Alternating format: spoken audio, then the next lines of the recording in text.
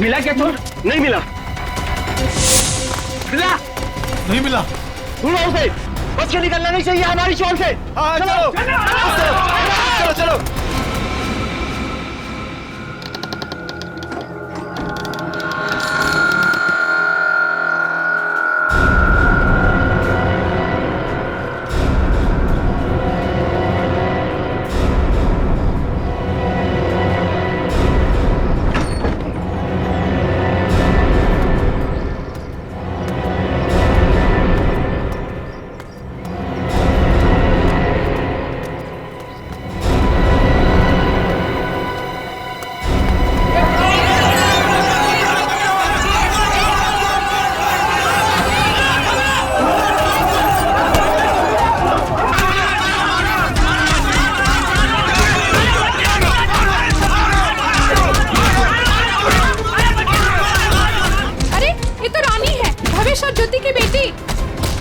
चल के देखते हैं, आओ।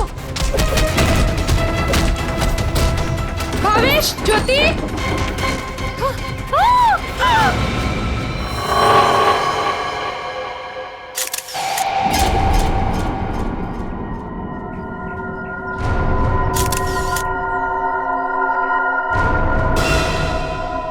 दोनों को गोली मारी गई है और गोली शरीर के आर पार हो गई है। हाँ सर, मतलब गोली काफी नजदीक से मारी गई। हो सकता है 2.2 बुलेट की शेल है ये। विशन, देखो घर में कुछ और मिलता है क्या?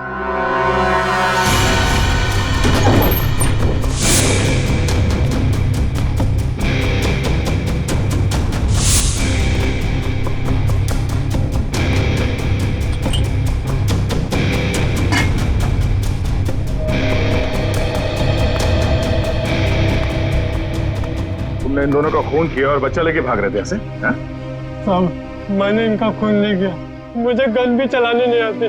मैं 2 दिन से भूखा था साहब। सुबह एक घर से खाना चुराया था, लेकिन भीड़ मेरे पीछे पड़ गई तो भीड़ से बचने के लिए इस घर में छुप गया था साहब। इसकी तलाशी ली? हाँ सर, मगर गन नहीं मिली। आप लोगों ने यहाँ गोली चलने की आवाज सुनी थी? नहीं सर, नहीं। बच्चा चुरा के क्यों भाग रहे थे तुम?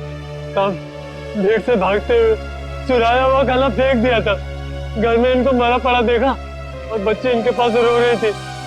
फिर मैंने सोचा बच्ची को बेचेंगे तो पैसा मिल जाएगा साहब, बस कुछ नहीं।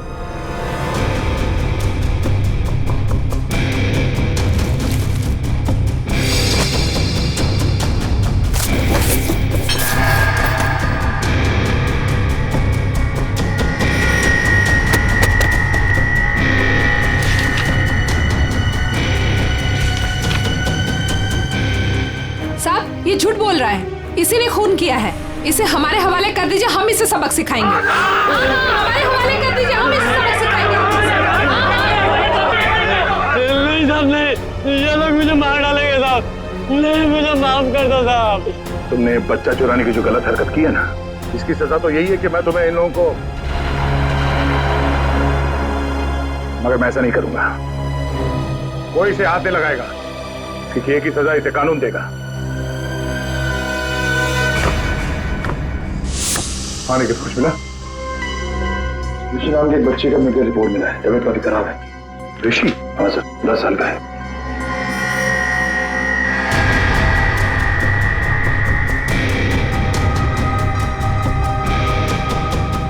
भावेश,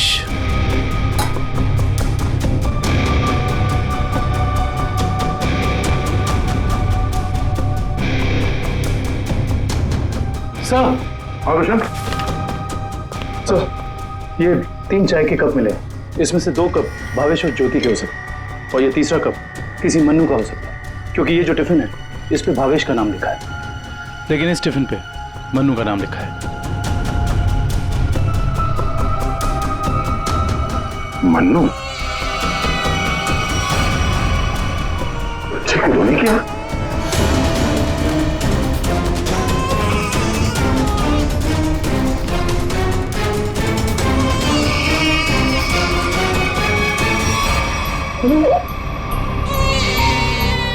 ये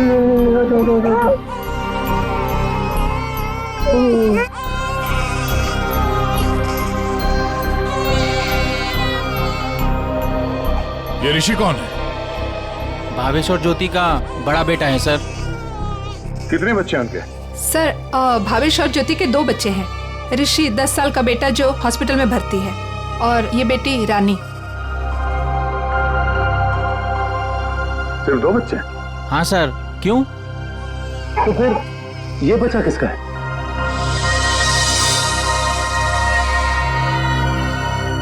सर पता नहीं ये कौन है।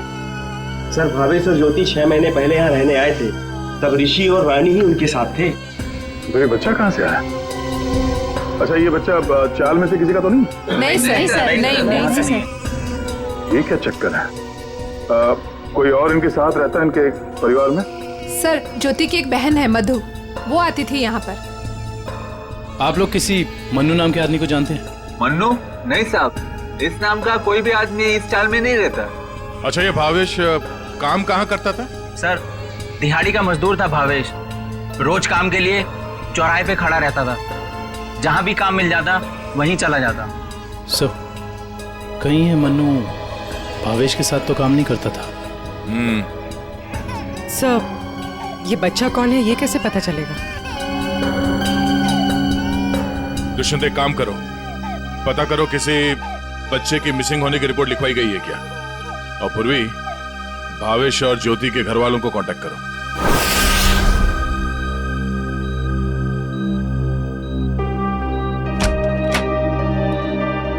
डॉक्टर साहब, हम सीआईडी से।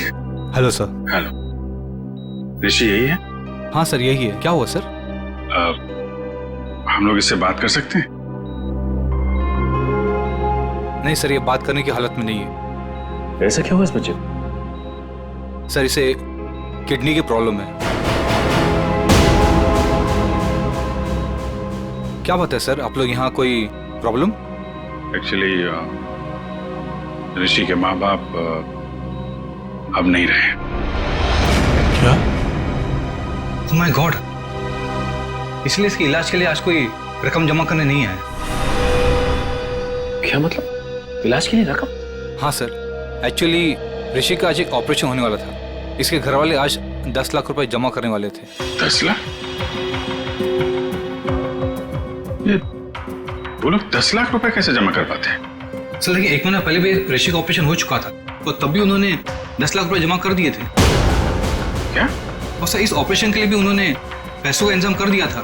मैं उन्हीं का वेट कर रहा था। सर आज मुझे इसे किसी भी हालत में ऑपरेशन करना पड़ेगा, वरना इसकी जान को खतरा है सर। डॉक्टर साहब, आप ये ऑपरेशन शुरू करिए, पैसों का इंतजाम हम लोग करेंगे।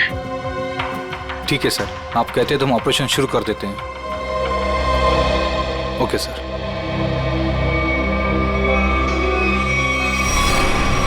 घबराओ मत ऋषि, कुछ नहीं होगा तुम्हें। सर एक बात समझ में नहीं आई कि भावेश के पास इतने सारे पैसे आए कहां से? वही तो। 20 लाख। अगर 20 लाख उनके पास थे तो बाकी के 10 लाख कहाँ गए? घर पे तो पैसे मिले नहीं। चुप हो जा बेटा, क्यों इतना रो रही है? किसने तेरे को परेशान किया? अरे बेटा प्लीज रोना बंद हो जा, प्लीज। देख, अगर तू रोना बंद नहीं करेगी ना तो फिर मैं रोना चालू हो जाऊंगा।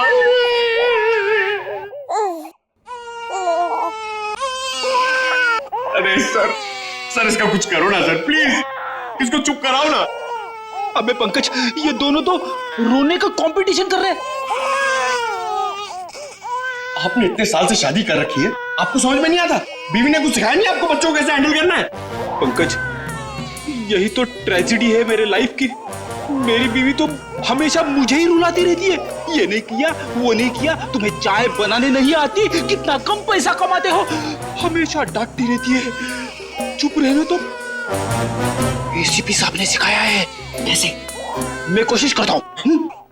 एसीपी साहब आएंगे, दूध मलाई लाएंगे, मुन्ने को खिलाएंगे, मुन्ना खूब खाएगा, चुप हो जाएगा। चुप हो गया। सर ये बहुत रो रही है सर। इसको भी चुप कराओ ना प्लीज। अबे नहीं, मेरी आवाज से ये वापस जाग जाएगा। तू एक काम कर, उस कोने में जा, एसीपी साहब का नाम लेके और कुछ भी गा ले। क्या गाँव मेरे समझ में नहीं आ रहा है। हाँ।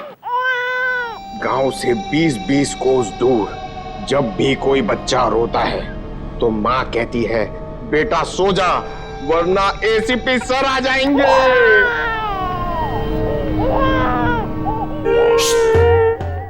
तुम क्यों रो रहे हो?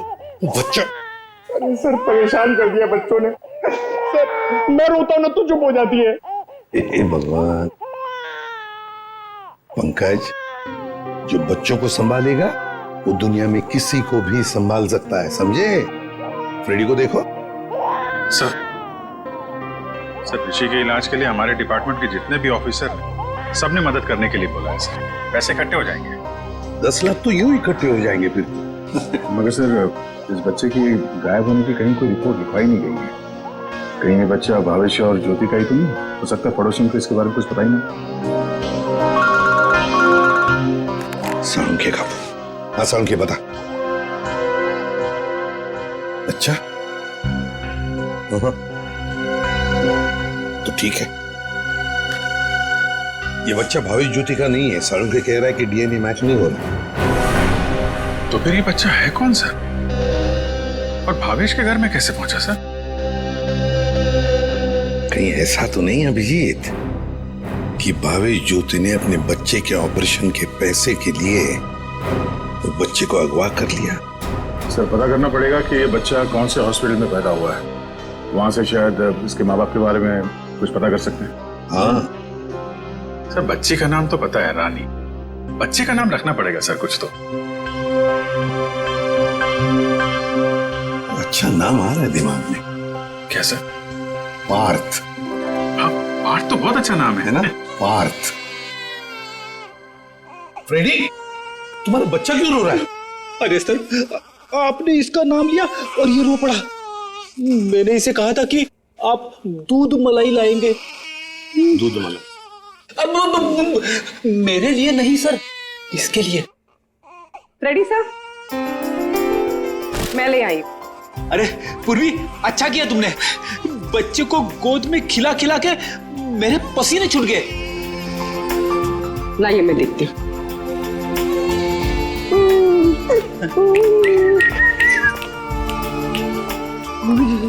ले ले ले ले ले ले।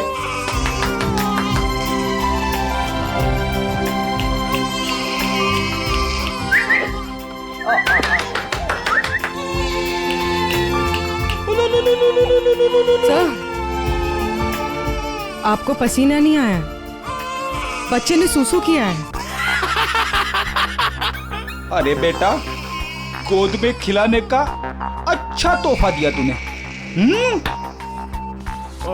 पूर्वी बच्चे की नापी बदल दो और फ्रेडी तुम अपने कपड़े बदल लो। ले ले ले ले ये ले। चाहो तो नहा भी सकते हो। डायपर चेंज करके आता हूँ। डायपर? हाँ।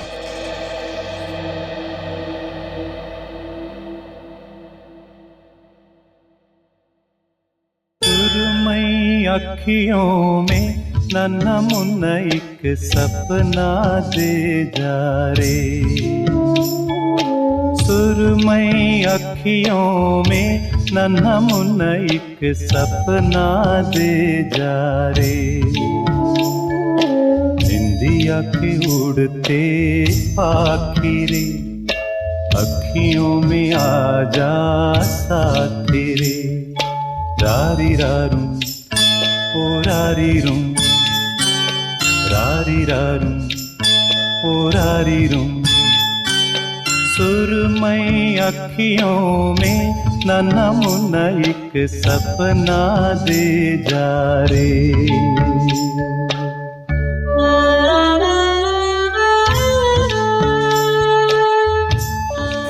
ये तो मन्नू का डब्बा है, नाम भी लिखा है उसका। आपकी साइड पर छूट गया था क्या? नहीं, मन्नू ने जहाँ खून किया था वहां छूट गया। मन्नू ने खून किया था? नहीं नहीं साहब। भावेश और उसकी पत्नी का खून हो गया और ये मन्नू उस वक्त उनके घर में था। हे भगवान, इसलिए भावेश आज काम पर नहीं आया। और मन्नू, वो आज आया था काम पर? नहीं साहब, वो तो और 2-3 दिन नहीं आएगा। क्यों, क्या हुआ उसे? हुआ तो कुछ भी नहीं, पर वो कल गांव चला गया। कब? कल दोपहर में मिला था मुझे। नहीं यार, मैं जल्दी में हूँ, मुझे गांव जाना है, जरूरी काम है, मैं जरूरी मिलता हूँ। अरे सुन तो ले। हाँ अच्छा। अरे नहीं सुन, मन्नू बाद में पछताएगा। इस मन्नू का गांव कहाँ है? सोलापुर, चरौली गांव। ये फेडी अंकल और पंकज अंकल बहुत परेशान कर रहे हैं। सर, रजिस्ट्रेशन ऑफिस से 5-6 महीने पहले का रिकॉर्ड मिल गया है। अप्रैल मई में करीब 7,946 बच्चे पैदा हुए थे, जिसमें से 3,902 बच्चे तो लड़के हैं सर। और उनके परिवार वाले? सर, सारे बच्चे परिवार वालों के साथ हैं, सिवाय एक बच्चे के। वो क्यों? सर, पिछले महीने उस बच्चे के माता पिता कार एक्सीडेंट में मारे गए।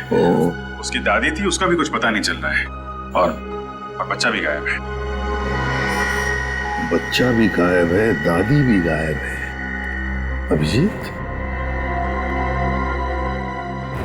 कहीं ये हमारा ये बच्चा तो नहीं है? उस दादी का पोता? पता लगाना पड़ेगा इस दादी का, कहाँ है, किस हालत में है ये दादी। बेटा, दिन भर काम काम काम, इतना काम किसके लिए करते हैं? हाँ, सिर्फ 4 लोग तो है घर में, तुम, तुम्हारी बीवी, तुम्हारा बच्चा और मैं। और भगवान की दया से बहुत कुछ है हमारे पास। जिंदगी में पैसा ही सब कुछ नहीं होता है बेटा, और पैसे से जो मिलता है सब कुछ है हमारे घर में। लेकिन खुशी नहीं है, खुशी नहीं है बेटा। जा देख आईने में अपना चेहरा देख, कितना मुरझा गया है तू। और एक माँ बच्चे का मुरझाया हुआ चेहरा नहीं देख सकती। अले रो मत रे मेरा बच्चा। ये देख तेरा बच्चा, मेरा एक लौता पोता, इस घर का एक लौता वारिस। लेकिन टाइम है तुम्हारे पास इसके लिए? है टाइम? एक दिन ये भी मुरझा जाएगा, और उस दिन तू बहुत पछताएगा, देख ले, बहुत पछताएगा। लेकिन तुझे इसकी जरा भी फिक्र नहीं है ना?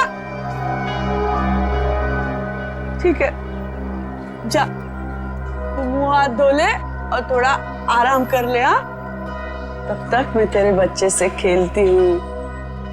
और ले लो लला रहे, क्यों रो रहा है बच्चा? अरे दूध चाहिए, दूध, भूख लगा है, दूध पिएगा? दादी दूध पिलाती, दादी दूध पिलाती। इतने बड़े दुख की बात है ना, इन्होंने अपना सब कुछ खो दिया। सच, अपना बेटा, बहू और अपना पोता भी एक ही झटके में सब खत्म हो। अरे दूध नहीं पिएगा? बाप की तरह भूखा रहेगा? हाँ ठीक है, मैं तुझे सुलाती। लल्ला लल्ला लोरी, दूध की कटोरी, दूध में बताशा, मेरा पोता करे तमाशा।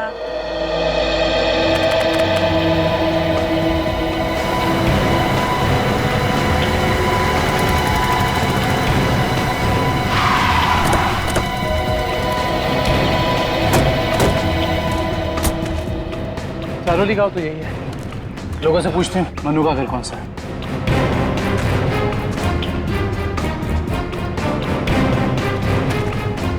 भाई साहब, ये रास्ता मनु के घर की तरफ जाता है।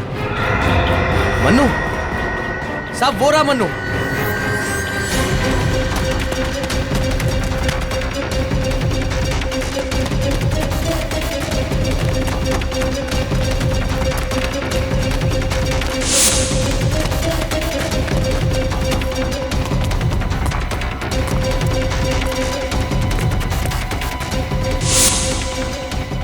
खूनी कितना भी भाग क्यों न ले मनु, ये दुनिया उसके लिए छोटी पड़ी जाती है।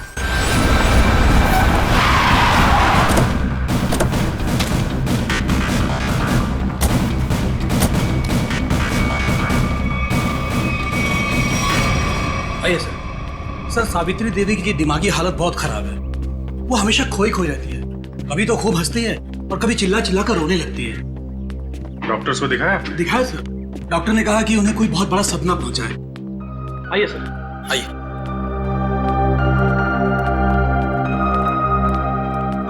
सर, ये रही सावित्री देवी।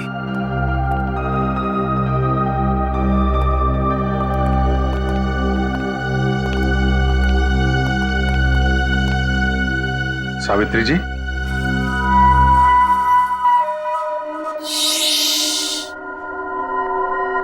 मेरा लाल सो रहा है।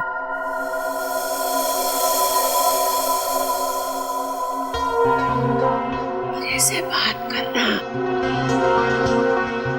वैसे आप कैसी हैं? मैं अच्छी हूँ, भली चंगी हूँ, लेकिन तुम कौन हो भाई? हम लोग आपके दोस्त हैं। मेरे दोस्त? तुम कब से मेरे दोस्त बने? हाँ, अब अभी आपको देखा और दोस्ती हो गई। सच्ची? और ये सब कौन है? जी, हम सब भी आपके दोस्त हैं। बहुत अच्छा। सावित्री जी, आपसे कुछ जरूरी बात करनी थी। थोड़ा यहाँ तो ये सो रहा है ना, डिस्टर्ब होगा, इधर आ सकते हैं?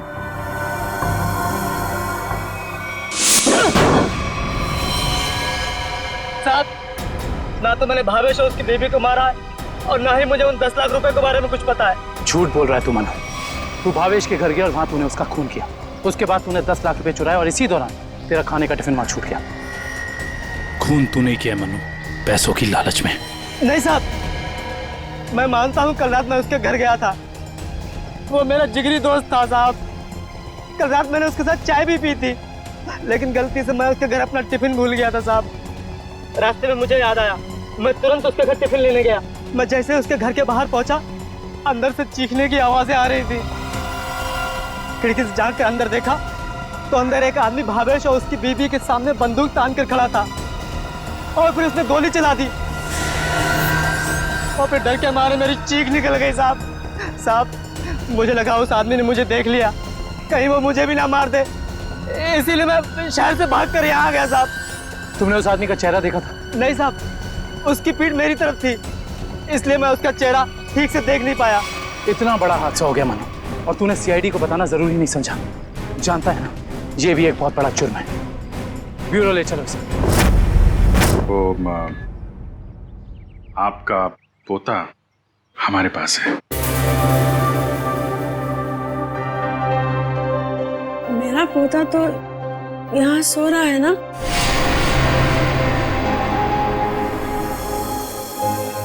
झूठी खबर। सावित्री जी, हम इसकी बात नहीं कर रहे। ये तो खिलौना है। आपके असली पोते की बात कर रहे हैं। जी हाँ, आपके बेटे का बेटा। याद है आपको?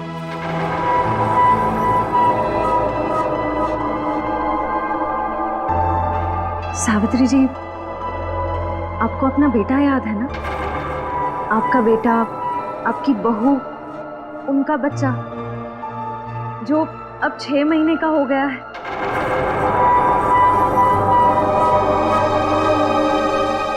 याद आया? सावित्री, याद करो। ये लोग उसकी बात कर रहे हैं जैसे तुम कलेजे का टुकड़ा कहकर याद किया करती हो। तुम्हारा लाडला, तुम्हारा पोता सावित्री, याद करो। हाँ सावित्री, कुछ याद आया?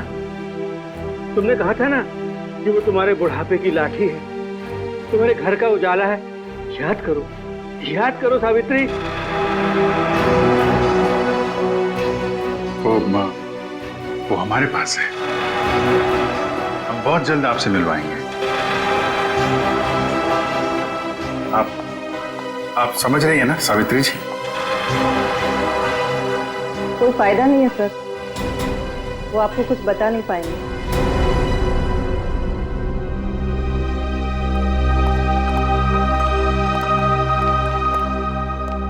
देखिए, हमारा ये जानना बहुत जरूरी है कि सावित्री जी के साथ ऐसा क्यों हुआ और इनके पोते का क्या हुआ। उसको तो शायद अगवा कर लिया गया था।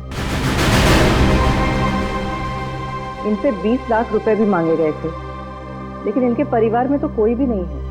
इनके बहू और बेटे की दोनों की एक एक्सीडेंट में मौत हो चुकी है। घर भी बिक चुका है। ये खुद इस सदमे से अभी तक बाहर नहीं निकली है। बहुत बुरा हाल है इनका।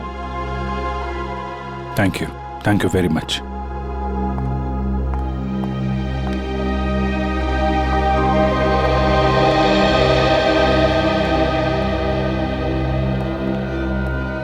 हमारा शक सही निकला। भावेश और ज्योति ने इनके पोते को किडनैप किया 20 लाख रुपए के लिए, ताकि उन पैसों से वो अपने बेटे ऋषि का इलाज करवा सके। हाँ सर, लेकिन सर ये 10 लाख रुपए कहाँ गए? कौन ले गए ये पैसे? और फिर भावेश और ज्योति का खून किसने किया? रानी बिटिया, अब अपने घर चली जाओगी? हमको छोड़कर जाओगी? इसकी बहुत याद आएगी सर, और इसके बिना ये बात भी अकेला पड़ जाएगा। हाँ, बहुत कम दिनों में घुल मिल गई एकदम। कोई बात नहीं, हम लोग मिलने जाएंगे इससे, इसके फ्रेडी अंकल और पंकज अंकल को साथ में लेके। अरे साहब, किसने मारा मेरे बहन भाई को? मैं तो लुट गई, बर्बाद हो गई। आप लोग उसका नाम बताइए, मैं उसे जिंदा नहीं छोड़ूंगी। चुप, शांत हो जाइए। खूनी को हम ढूंढ रहे हैं, आप शांत हो जाइए। अरे कैसे शांत हो जाओ सर? मैंने तो सोचा था कि अब तक आप लोगों ने खूनी को ढूंढ लिया होगा, पर आप लोगों ने मुझे यहाँ बुलाया क्यों है? देखिए, इस रानी बच्ची को आपको सौंपने के लिए यहाँ पर हमने बुलाया। क्यों? मैं क्या करूंगी इसका? बच्चे के माँ बाप मर चुके हैं, आप इसकी मौसी है, ये भतीजी है आपकी, और आपके अलावा कौन सा आ रहा है इसका? अरे काहे की मौसी और काहे की भतीजी? मैं सिर्फ ऋषि की मौसी हूँ, जो उनका सगा बेटा है और अब अस्पताल में अनाथ पड़ा है। और ये रानी? वो भावेश के बहन की बेटी है, जो उसे जन्म देते ही मर गई थी। तो पाल रहे थे भावेश और ज्योति से। भावेश की बहन की बेटी? हाँ जी। तो फिर इस बच्ची के आप रिश्तेदार हो, आपसे बेहतर कौन संभाल सकता है इस बच्ची को? अरे सर, आजकल महंगाई के जमाने में अपने बच्चों को पालना पोसना बहुत मुश्किल है। इन्हें कैसे पालूं मैं? आप कहीं कोई बहाना तो नहीं बना रही ताकि बच्ची को ना ले जाना पड़े? देखिए साहब, झूठ बोले कौवा काटे। अगर आप लोगों को मेरी बात का यकीन नहीं है तो ग्रीन रूट अस्पताल में जाके पता कर लीजिए। 26 अप्रैल को ये पैदा हुई थी वहाँ पे। एक मिनट। 26 अप्रैल को उसी हॉस्पिटल में, ग्रीन रूट हॉस्पिटल में पार्थ भी तो पैदा हुआ था ना, 6 महीने पहले। हैं? ये कौन है? नहीं, कुछ नहीं, वो आपके मतलब की बात नहीं है। देखिए सर, आप लोग बार बार मुझे यहाँ बुला के तंग मत कीजिए। अब आप देख लीजिए इन बच्चों का क्या करना है। मैं चलती हूँ। कमाल है सर, कैसे कैसे लोग हैं सर, ये बिना स्वार्थ के कोई काम ही नहीं करता। यही सच्चाई है दया, यही सच्चाई है। सर, ये कैसे संयोग है? ये दोनों बच्चे एक ही दिन एक ही हॉस्पिटल में पैदा हुए। एक ही दिन एक ही हॉस्पिटल में दोनों बच्चे पैदा हुए। जरूर उस तारीख को उस हॉस्पिटल में कुछ न कुछ तो हुआ था। क्या हुआ होगा पता लगाना पड़ेगा। Green route hospital. इसी साल अप्रैल 26 तारीख को कांता और पूजा नाम की 2 औरतों ने बच्चों को जन्म दिया था इस हॉस्पिटल में। हमें उनकी पूरी डिटेल चाहिए। क्या बात है सर? उनमें से एक बच्चा किडनैप हो गया। 1 मिनट सर। हाँ सर, कांता ने एक लड़की को जन्म दिया था और पूजा को लड़का हुआ था। पूजा मिस्टर अनुज की वाइफ है और कांता के पति का नाम नहीं है। मिस्टर भावेश उनके गार्जियन हैं। ये दोनों परिवार एक दूसरे को जानते थे? नहीं सर, एक की डिलीवरी जनरल वार्ड में हुई थी और दूसरी की डीलक्स में। ठीक है, थैंक यू। सर मैं आपको उन बच्चों के बारे में कुछ बताना चाहती हूँ। जी कहिए। वो दोनों डिलीवरी डॉक्टर सुमित और नर्स मधु ने की थी। सर जब मैं उनके कमरे में गई तो डॉक्टर सुमित और नर्स मधु आपस में कुछ बात कर रहे थे। मुझे देखते ही वो दोनों चुप हो गए। भावेश ज्योति और बच्चे के बारे में बात कर रहे थे। क्या बात कर रहे थे वो मैंने सुना नहीं। डॉक्टर सुमित और नर्स मधु कहाँ हैं? डॉक्टर सुमित तो विदेश चले गए और मधु ने आज छुट्टी ले रखी है। ये मधु कहाँ रहती है?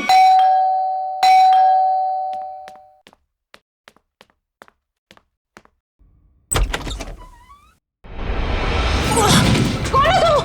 हाँ? कौन हो तुम?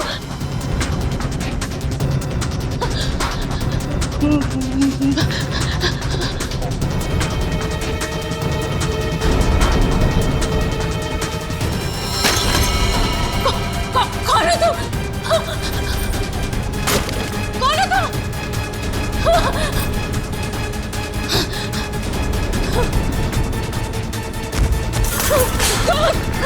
कौन हो तुम? बचा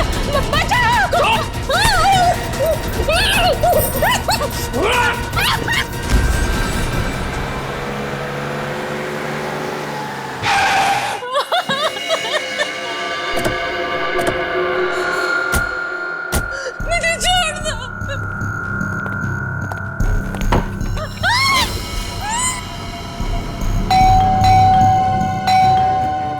दरवाजा क्यों नहीं खोल रही है?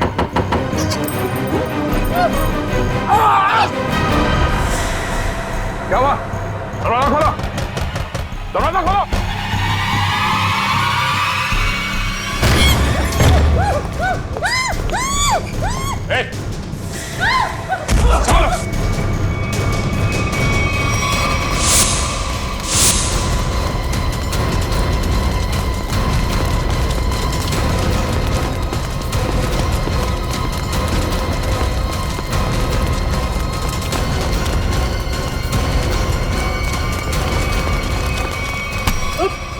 बस बस।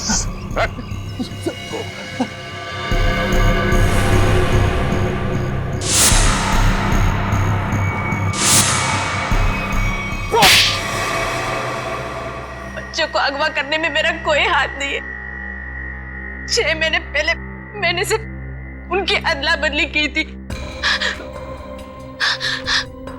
जब वो दोनों पैदा हुए थे ग्रीन रूट हॉस्पिटल में। बस इसके अलावा मुझे कुछ नहीं पता। क्यों की थी अदला बदली? हाँ? भावेश ने मुझे कहा था कि उसकी बहन के बेटे को एक अमीर औरत की बेटी से बदल देना और कहा था कि किसी को भी पता नहीं चलना चाहिए। उसके लिए अमीर लोगों ने मुझे पैसे भी दिलाए थे। एक मिनट। भावेश की बहन को तो बेटी हुई थी ना, वो रानी? नहीं सर, उसे बेटा हुआ था और उस अमीर औरत को बेटी हुई थी। उस अमीर परिवार को वारिस चाहिए था। उसके लिए भावेश की बहन के बेटे को वो अपना बेटा बनाकर ले गए। भावेश की बहन मर गई और भावेश अमीर घर की बेटी को अपने साथ ले गया? जी सर।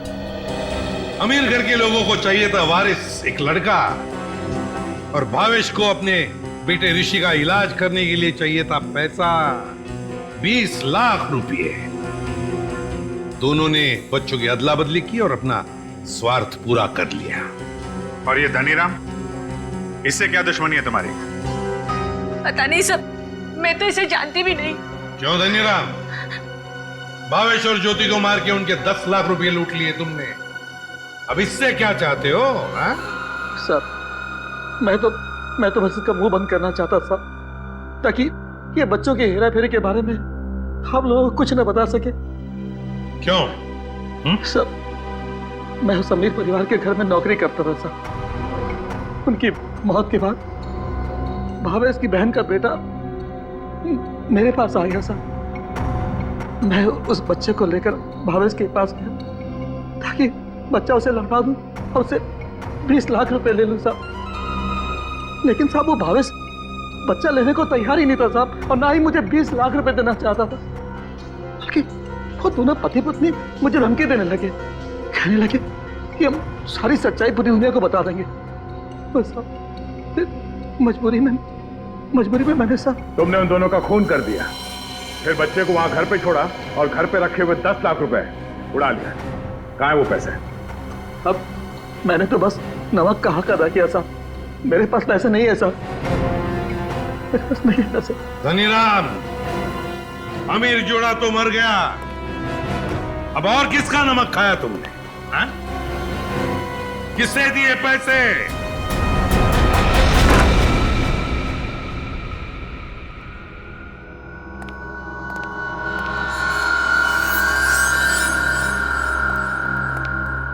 क्यों किया आपने ये सब? देखिए, हमें सब कुछ पता चल चुका है, चुप रहने से कोई फायदा नहीं। हम समझ सकते हैं कि इस उम्र में जिंदगी से जूझना मुश्किल हो जाता है, लेकिन गुनाह तो गुनाह है ना। आपकी उम्र आराम से जिंदगी गुजारने की है, मगर आपने जो गुनाह किया है उसकी सजा तो आपको भुगतनी ही पड़ेगी। अफसोस गुनाह करने से पहले करना चाहिए था। अब चुप रहने से आपके गुनाह मिट नहीं सकते, आपको हमारे साथ चलना पड़ेगा।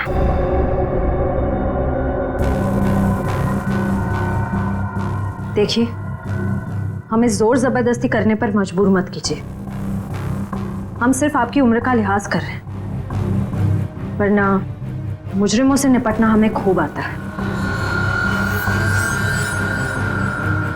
श्रेया, सावित्री जी, सावित्री जी,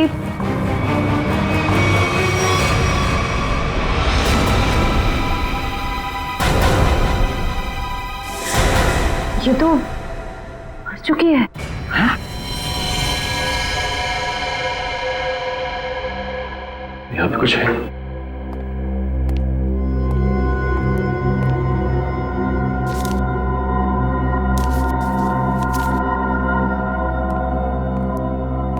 ये देखिए सर, सावित्री जी के हाथ का लिखा लेटर। मैं मुजरिम हूं, ये सब मैंने किया है। एक्सीडेंट में मेरे बेटे और बहू की मौत के बाद मेरा सब कुछ खत्म हो गया। बेटे के लेनदार मेरे पीछे पड़ गए और सब कुछ नीलाम करने के बाद भी मैं उनके कर्जे नहीं चुका सकती थी। इसलिए मैंने धनीराम को भावेश के घर में भेजा कि वो अपनी बहन का बेटा वापस ले ले और जो 20 लाख रुपए मैंने दिए थे वो मुझे लौटा दे। लेकिन भावेश ने मना कर दिया और गुस्से में धनीराम ने उनका खून कर दिया। ये सब मैंने वारिस के चक्कर में किया था। अपनी पोती को दे के बेटा चाहती थी मैं। ये मेरी सबसे बड़ी भूल थी। बेटी हो या बेटा, कोई फर्क नहीं पड़ता, दोनों भगवान की देन है। मैं ऐसी शर्मनाक जिंदगी नहीं जी सकती, इसलिए मैं खुदकुशी कर रही हूं। हो सके तो मुझे माफ कर देना सावित्री।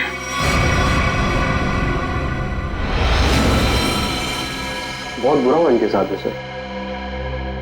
दुनिया में बहुत लोगों के साथ बुरा होता है विक्रम, लेकिन इसका यह मतलब नहीं कि लोग गुनाह के रास्ते पे चल निकले। और आत्महत्या, ये तो सबसे बड़ा गुनाह है।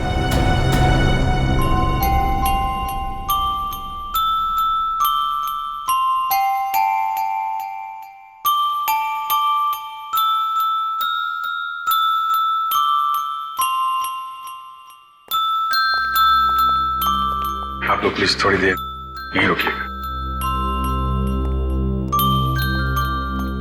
हेलो बोलो, हेलो, ये लो, हेलो, हेलो, हेलो। दया,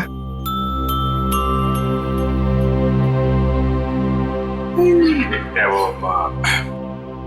एनजीओ वाले आ गए हैं बच्ची को। सर मेरी एक रिक्वेस्ट थी सर। वो मैं जानता हूँ तुम बच्ची को खुद छोड़ने जाना चाहते हो ना, तो हम भी चलेंगे छोड़ने के लिए उसको। नहीं विजित, वो बात नहीं है। सर मुझे दया, जरा सोचो, बच्ची को हम भी रखना चाहते हैं, रोज हर रोज उसके साथ खेलना चाहते हैं, देखेंगे हम उसको, लेकिन हम उसकी अच्छी तरह से परवरिश नहीं कर पाएंगे। ये बच्ची एनजीओ में जाएगी तो बाकी बच्चों के साथ बड़ी होगी, सीखेगी, है ना? इसके फ्यूचर का भी हमें सोचना चाहिए।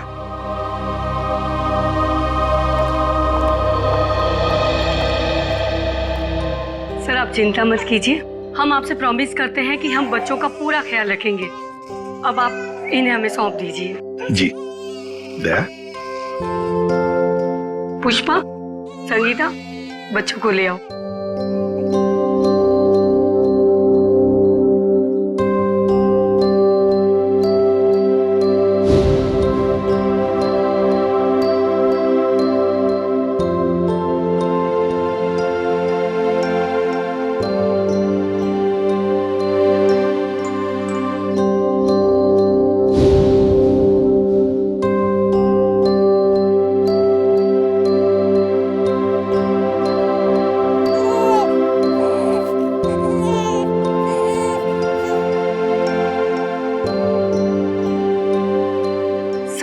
ऋषि की भी पूरी जिम्मेदारी उठाने को तैयार है। उसकी हर सुविधा का हम ख्याल रखेंगे। पता है मुझे, लेकिन देखिए ऋषि के इलाज के सारा खर्चा सीआईडी उठाएगी। ओके जी, थैंक यू। Thank you. सुरमई अखियों में नन्हा मुन्ना एक सपना दे जा रे, सुरमई अखियों में नन्हा मुन्ना एक सपना दे जा रे।